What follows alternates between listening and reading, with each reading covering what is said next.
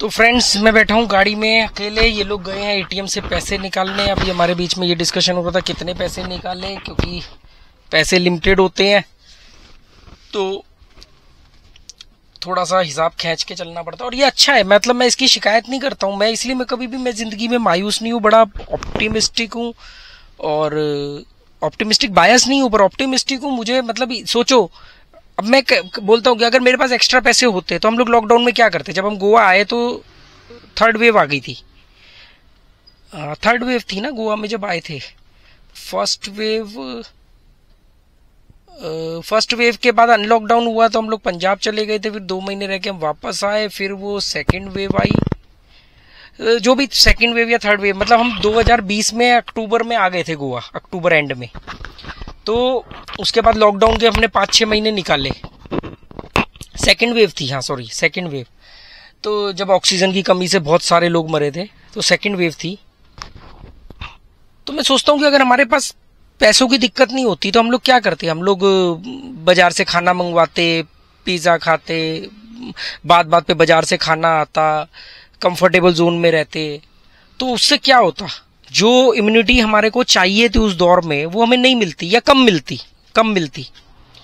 हमने 1.5 साल में हमने बाजार का खाना मतलब 1% खाया होगा।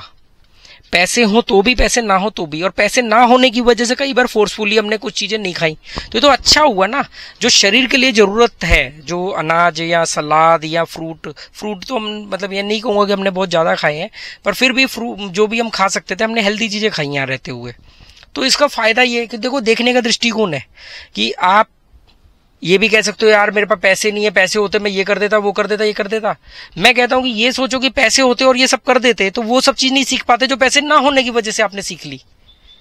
अनकंफर्टेबल जोन आपके लिए बहुत जरूरी है। वो आपको ये बताता है, आपको टफ बनाता है, टफ।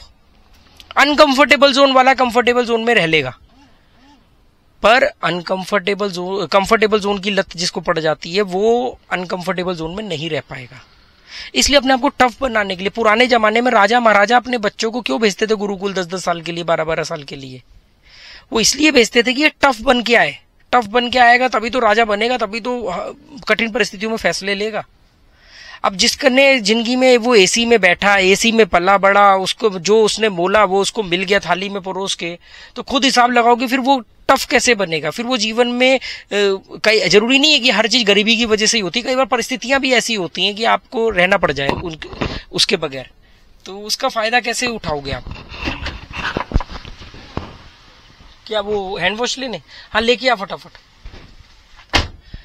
तो यहाँ पे हैंड वॉश मिलता है। अपोलो का जो केमिस्ट शॉप होती है अपोलो के नाम से, उसमें हैंड वॉश है। वो यहाँ पे एक स्कीम चलती है कि 100 रुपए में कुछ आइटम उन्होंने अलग रखी थी, उसमें आप कोई भी 3 आइटम ले सकते हो। तो हम लोग 3 हैंड वॉश ले लेते हैं।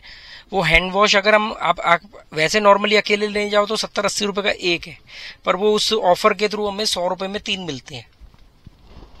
तो हम पिछले साल 1.5 साल से वही यूज कर रहे हैं। दोस्तों, मशीनों को इंसान ने बनाया है, मशीनों ने इंसान को नहीं। तो हमें मशीनों की लत नहीं पड़नी चाहिए। अभी ये जो 7 दिन मेरा फोन खराब रहा, तो अगर मैं बहुत ज्यादा डेस्परेट होता तो मैं हाथ पैर मार के किसी से भी हेल्प लेके कुछ भी करके इसको मैं दूसरे तीसरे दिन में ही चालू करा लेता, या शायद अगले दिन ही करा लेता।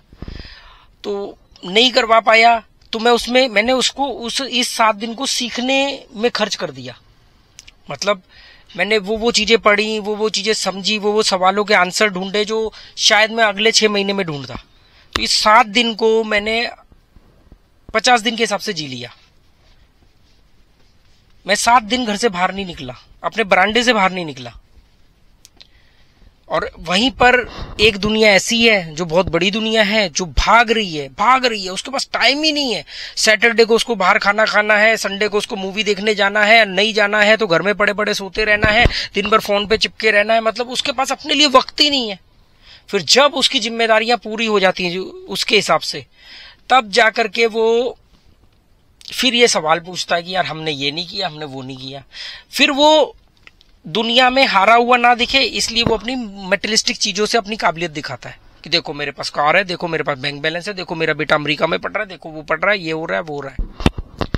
फिर मेरे जैसा अगर आदमी बदकिस्मती से उसको कहीं भी पार्क में बैठा हुआ टक्कर जाए तो वो पूछेगा भाई साहब साबित करो कि आप जिंदा कैसे हो। अगर आपको ये साबित करना पड़ जाए कि आप जिंदा हो तो कैसे साबित करोगे? जीवन में क्या किया ऐसा कि कोई ये अपने बच्चों को आपके सामने खड़ा करके कहे कि यार बेटा इनके जैसा बनना। बाकी पैसा कमाना तो वो भी सिखा रहा है अपने बच्चे को, सभी पैसा कमाना सिखा रहे हैं।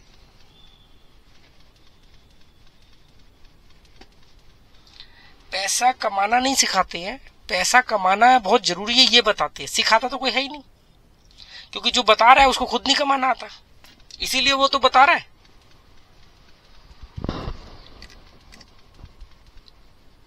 पर अब जो वीडियो आएंगे ना वो मैं अब मैं क्या, ये जो 7 दिन में बहुत कंटेंट इकट्ठा हुआ है, मतलब एक एक दिन में 2-2 3-3 वीडियो पहले की तरह आएंगे। और अब बहुत वैल्यूएबल वीडियो है, समझदार लोगों के लिए तो वैल्यूएबल है। बाकी किसी को टाइम वेस्ट करना है या किसी को लगता है अब जो मेटलिस्टिक है, जो भौतिकवादी है, उसके लिए तो फिर सब बेकार है, मेरा चैनल ही बेकार है, उसको तो देखना भी नहीं चाहिए। मेरी शक्ल देख करके ही तुरंत हटा दो। देखो, जो भौतिकवादी है उसके लिए मेरा चैनल नहीं है, जो विवेकवादी है उसके लिए। विवेकवादी की एक डेफिनेशन मालूम पड़ी कि जो आपके परिणाम है उससे जो आपको अनुभव मिल रहा है, उससे जो आपने सीखा, वो आपका विवेक बनता है। विवेक सीखोगे कहां से? विवेक कैसे पता लगाओगे?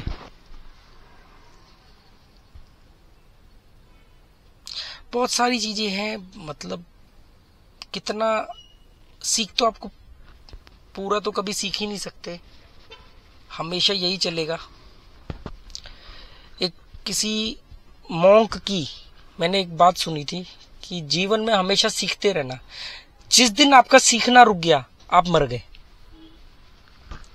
तो जब मुझसे कोई सवाल पूछे कि आप कैसे साबित करोगे कि आप जिंदा हो, तो मैं बोलूंगा मैं सजग हूं, संवेदनशील हूं, इसलिए मैं लगातार सीखता रहता हूं। मैं ये नहीं कह सकता कि मेरी उम्र इतनी हो गई अब मुझे क्या जरूरत है सीखने की, मेरे बच्चे बड़े हो गए, मैंने जितना सीखना था सीख लिया। नहीं, लगातार सीख रहा हूं क्योंकि मैं जिंदा हूं, मेरे पास IQ लेवल है, मेरे पास विवेक है। बुद्धि तो सबके पास होती है, विवेक नहीं होता है।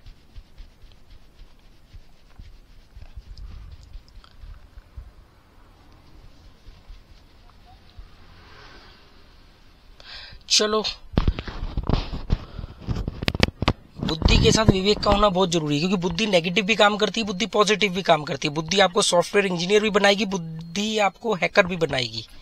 विवेक बताएगा आपको कि बुद्धि का इस्तेमाल कहां तक करना चाहिए, क्या है। मेटलिस्टिक होना कोई गलत बात नहीं है, बिल्कुल गलत बात नहीं है। उसकी सीमा तय होनी चाहिए, उसके ऊपर नियंत्रण होना चाहिए। वो नियंत्रण बताने, जो चीज आपको वो नियंत्रण बताएगा, सीमा बताएगा, नियंत्रित करेगा, वो होता है विवेक।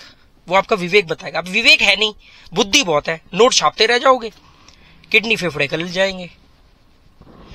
चलो दोस्तों, इतना ही बहुत है।